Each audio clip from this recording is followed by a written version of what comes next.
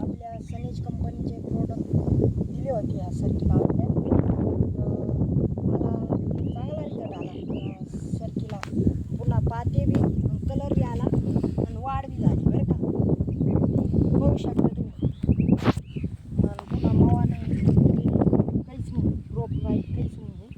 आणि पुन्हा पांढरी मुळची वाढ जास्त प्रमाणात झाली, त्याच्यामुळं कलर बी चांगला आला. आणि जो मला एकरी मार्केटमध्ये 10 ते 15-20 हजार रुपये एक एकरला खर्च येतो, जो भेसळ डोस तुमचा जो टाकाचा असला तो एक एकरला 20-25 हजार रुपये एक एकरला खर्च येतो.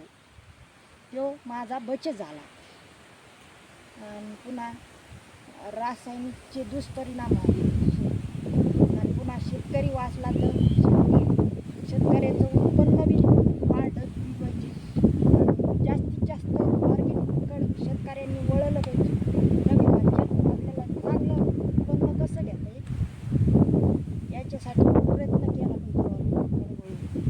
जो रासायनिकला आपल्याला 10-20 हजार येतो, पण तो बचत करायला आपले 1600 रुपयाचे